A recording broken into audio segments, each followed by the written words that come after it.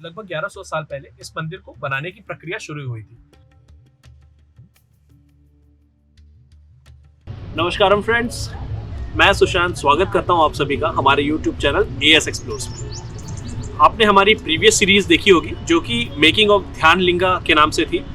ये विश्व का एकमात्र ऐसा शिवलिंग है जहाँ पे सातों चक्र जागृत है। इसी कड़ी में जब हम इसकी रिसर्च कर रहे थे तो हमें एक और ऐसे मंदिर के बारे में जानकारी मिली जो उसके इक्विवेलेंट, ऑलमोस्ट इक्विवेलेंट है, हम ऐसा कह सकते हैं। और अगर आपने हमारी प्रीवियस सीरीज देखी होगी तो आपको पता होगा कि इस मंदिर को बनाने में कितने हजारों सालों की मेहनत है और कितने जन्म लेने पड़े हैं किसी को उस मंदिर को बनाने के लिए। तो फ्रेंड्स, आज हम आपको एक ऐसे मंदिर के वर्चुअल टूर पे ले जा रहे हैं जहाँ की मूर्ति तो खंडित है लेकिन उसका महत्व किसी भी जागृत शिवलिंग से कम नहीं है। इसके पीछे की स्टोरी जो कि बहुत ज्यादा नोन नहीं है लोगों के बीच में, तो हमें ऐसा लगा कि हम क्यों ना इसे एक्सप्लोर करें और जो इसकी अननोन कहानी है वो हम आप तक लेकर आए।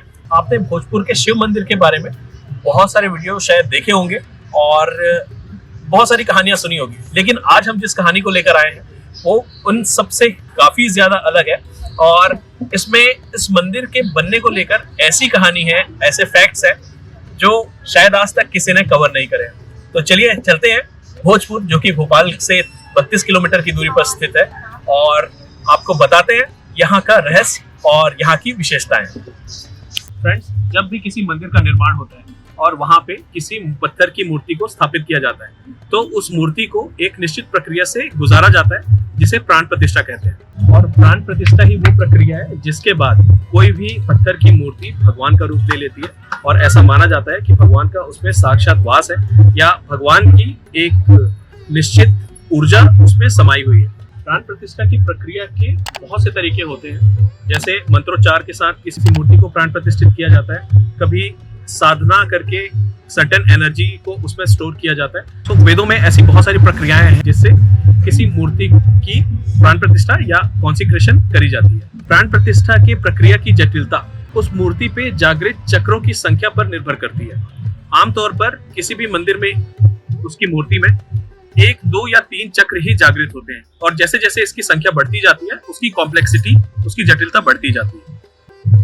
प्राण प्रतिष्ठा की प्रक्रिया बहुत ही गुप्त रूप से भी करी जाती है। कुछ प्रक्रियाएं ऐसी होती हैं जिन्हें पब्लिकली नहीं किया जाता। इसकी जटिलता को समझने के लिए ये कितना रेयर होता है, इसे हम इस उदाहरण से समझ सकते हैं कि दुनिया में केवल एकमात्र ही ऐसा शिवलिंग है जहाँ पे सातों के 7 चक्र जागृत है, जिसे हम ध्यान लिंग मंदिर के नाम से जानते हैं। और इस पे हमने डिटेल में रिसर्च करी है और इस पे हमने एक मेकिंग ऑफ ध्यान लिंगा के नाम से सीरीज बनाई हुई है।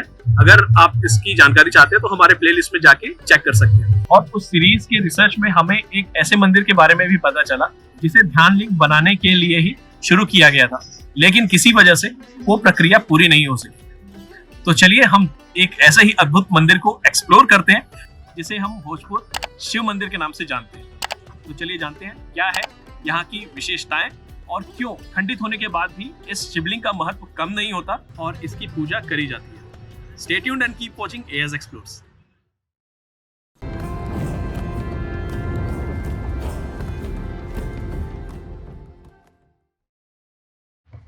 फ्रेंड्स, भोजपुर के शिव मंदिर आने के लिए आपको मध्य प्रदेश की राजधानी भोपाल आना होगा। यहाँ का नियरेस्ट एयरपोर्ट, रेलवे स्टेशन और बस स्टैंड आपको भोपाल में ही मिलेगा। और यहाँ से 32 किलोमीटर की दूरी पर स्थित है भोजपुर का शिव मंदिर। फ्रेंड्स, अगर आप भोजपुर मंदिर के बारे में जानते हैं तो आपने इसकी कुछ कहानियां सुनी होगी, जिनमें मुख्यतः ये बताया जाता है कि इसे पांडवों ने बनाया था। दूसरी एक कहानी है कि इसे राजा भोज ने बनाया था, जो कि अधूरा रह गया था। और तीसरी एक और कहानी है जिसपे कहा जाता है इस मंदिर को भूतों ने बनाया था और ये मंदिर एक रात में बनना था, जो कि पूरा नहीं हो पाया, जिसकी वजह से ये अधूरा रह गया। लेकिन आज हम आपको जो कहानी बता रहे हैं ये काफी ज्यादा अलग है। लगभग 1100 साल पहले इस मंदिर को बनाने की प्रक्रिया शुरू हुई थी और इस मंदिर को बनाने का उद्देश्य था कि यहाँ एक ऐसा शिवलिंग स्थापित किया जाए जहाँ पे सातों के 7 चक्र जागृत हो और जिससे आम जन अध्यात्म से रूबरू हो सके, और जिनके पास भी गुरु उपलब्ध नहीं है वो बिना गुरु के अपने आध्यात्म की अपनी जर्नी को यहाँ आके पूरा कर सके और ध्यान और आध्यात्म के नए आयामों को यहाँ पे प्राप्त कर सके। 7 चक्र जिस मंदिर में जागृत होते हैं वहां आप केवल बैठने मात्र से, ध्यान की अवस्था में चले जाते हैं, आपको ध्यान में जाने की किसी भी प्रकार की कोशिश की जरूरत नहीं पड़ती। तो फ्रेंड्स, लगभग 1100 साल पहले इस मंदिर को बनाना शुरू किया गया था और ध्यानलिंग मंदिर के तर्ज पर ही इस मंदिर की प्राण प्रतिष्ठा को पूरी करने के लिए 14 लोगों की जरूरत थी, जिसमें 7 महिला और 7 पुरुष थे, साथ ही एक योगी जो इनकी प्राण प्रतिष्ठा को पूरी करने वाले थे। लेकिन प्राण प्रतिष्ठा पूरी होने के पूर्व संध्या को ही कुछ ऐसी घटना घटी जिसकी वजह से प्राण प्रतिष्ठा की प्रक्रिया में बाधा आ गई। जैसा कि हमने बताया था कि प्राण प्रतिष्ठा की जो प्रक्रिया होती है वो बहुत ही ज्यादा गुप्त, और कुछ प्रक्रियाएं ऐसी होती है जो कि कुछ समाज में एक्सेप्टेबल नहीं होती, स्वीकार्य नहीं होती, जिसकी वजह से हम ऐसा कह सकते हैं कि आज तक किसी भी ऐसे मंदिर की प्राण प्रतिष्ठा नहीं हो सकी थी जहां पे सातों के 7 चक्र जागृत हो, क्योंकि उनमें कुछ ऐसी प्रक्रियाएं भी थी जो सामाजिक विरोध की वजह से ही उन्हें रोकना पड़ा था और वो पूरी नहीं हो सकी थी। लगभग 1100 साल पहले जब इस मंदिर की प्रक्रिया पूरी हो रही थी, तभी कुछ लोगों ने इस मंदिर पर, यहाँ पे प्रक्रिया में शामिल लोगों पर हमला कर दिया। यहाँ की प्राण प्रतिष्ठा को पूरी करने के लिए सालों की साधना और मेहनत के बाद कुछ लोगों को तैयार किया गया था। इसके अलावा एक योगी जो इस प्रक्रिया को पूरी करने वाले थे। फ्रेंड्स, जो लोग इस प्रक्रिया में शामिल थे उनको साधना के, मेडिटेशन के एक ऐसे स्तर पे पहुंचना था जिसमें उनका अपने शरीर से संपर्क काफी ज्यादा कम हो जाता है, बिल्कुल एक धागे मात्र की तरह।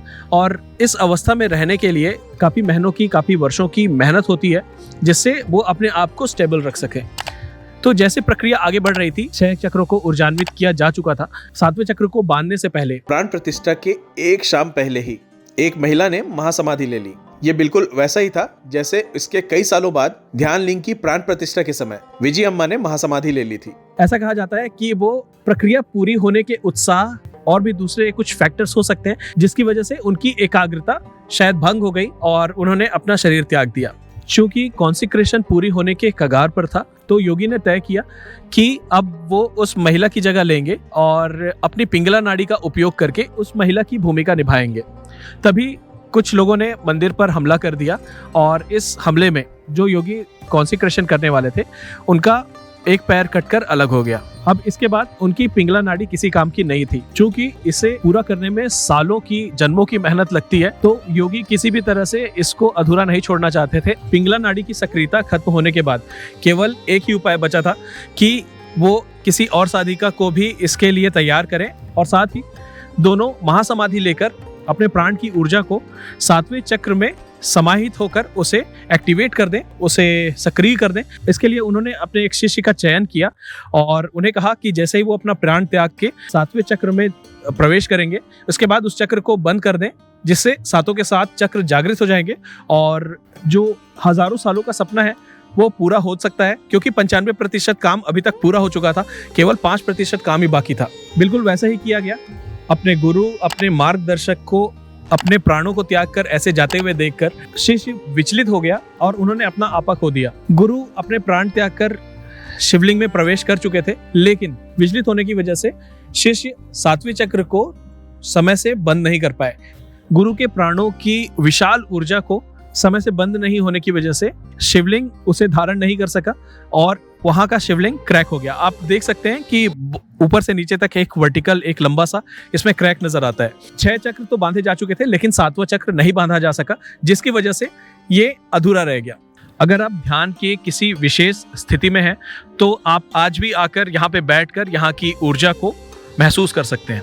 सो आप जब भी भोपाल आते हैं तो ये एक ऐसी जगह है जहाँ पे आपको आना ही चाहिए, क्योंकि ऐसा और कोई मंदिर नहीं है विश्व में जहाँ पे 6 चक्र जागृत हो। तो फ्रेंड्स, ये है यहाँ की अनसुनी कहानी, जिसके बारे में हमें सदगुरु की बायोग्राफी युगन युगन योगी से पता चला और तब से हमारा मन था कि इस मंदिर के बारे में हम आप तक जानकारी लेकर आए और एक डेडिकेटेड एपिसोड हम भोजपुर के शिव मंदिर के बारे में बनाएं। आपको हमारा ये एफर्ट, हमारा एपिसोड कैसा लगा हमें जरूर बताएं। इसके साथ ही हम एक नई सीरीज, एक डॉक्यू ड्रामा पे काम कर रहे हैं, जिसका टीजर आप हमारे YouTube चैनल पे जाकर देख सकते हैं। एक अनयूजुअल मिस्टिक के बारे में, एक असामान्य योगी के बारे में, जिनके बारे में शायद आप में से बहुत सारे लोग नहीं जानते होंगे, लेकिन बहुत ही अमेजिंग स्टोरी और बहुत ही अमेजिंग सीरीज हम कवर करने वाले हैं। तो अगर आप हमारे चैनल पे नए हैं तो सब्सक्राइब कर दीजिए हमारे चैनल को और बेल आइकॉन भी जरूर दबाएं, ताकि आपको हमारे आने वाले एपिसोड्स की, अमेजिंग एपिसोड्स की जानकारी जरूर मिले। उन लोगों को हम बहुत बहुत धन्यवाद करना चाहते हैं जिन्होंने हमारी प्रीवियस सीरीज को काफी ज्यादा पसंद किया और हमारी हौसला अफजाई भी करी, चाहे वो करेक्शंस को लेकर हो या हम एप्रिसिएशन को लेकर। हम तहे दिल से सबका धन्यवाद करते हैं। फ्रेंड्स, आप देख सकते हैं कि एक नए जॉनरा पे हमने वर्क करना स्टार्ट किया है और बहुत ही अमेजिंग और इंटरेस्टिंग, साथ ही ऑथेंटिक स्टोरीज हम आप तक लेकर आने की कोशिश करते हैं, जिसमें बहुत सारा टाइम, बहुत सारी मेहनत, बहुत सारी रिसर्च करनी पड़ती है। तो अगर आपको हमारा प्रयास पसंद आता है तो हमें आप सहयोग कर सकते हैं केवल लाइक, शेयर और सब्सक्राइब करके, जिससे हम और भी ज्यादा बेहतर, ऑथेंटिक और इंटरेस्टिंग एपिसोड्स और सीरीज बनाने के लिए ज्यादा मोटिवेट हो सके और बेहतर से बेहतर कंटेंट आप तक ला सके। Stay tuned and keep watching AS explores. नमस्कार।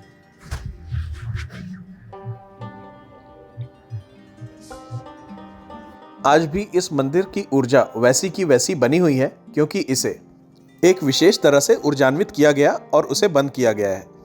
अगर यहाँ की प्राण प्रतिष्ठा मंत्रोच्चार के द्वारा की हुई होती तो यहाँ की एनर्जी, यहाँ की ऊर्जा काफ़ी हद तक कम हो चुकी होती।